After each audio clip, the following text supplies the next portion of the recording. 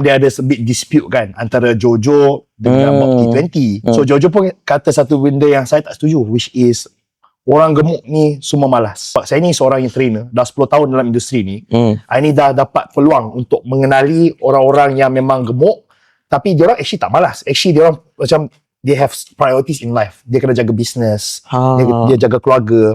So the first thing they forgo is their physical health. Adakah orang gemuk tu orang malas? Adakah orang gemuk orang malas? Okay.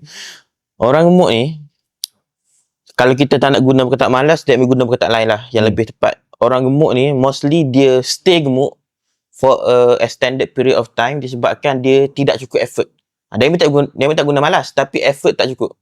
Tapi ada exception. Ada orang dia gemuk sebab medication. Kita tak boleh lupa benda tu. Ada orang dia memang tak ada pilihan. Dia kena makan ubat tu. And ubat tu menggemukkan dia. Side effect medication ada. Tapi untuk most people, kalau dia put enough effort, dia akan mampu daripada gemuk jadi kurus. Itu pendapat dia ambil. Okay. Korang kalau malas tu maksud dia kurang effort, so korang malas lah. Kau Jason rasa macam mana? For me, I agree that statement. Sebab if you are fat for a long period of time, itu sudah menjadi salah satu identiti kamu juga. Ialah maknanya being fat bukan maknanya you malas, tapi staying fat. Staying fat. Staying fat is the problem. That means it become part of identity dan kamu tak buatkan apa-apa untuk change. So that's the problem.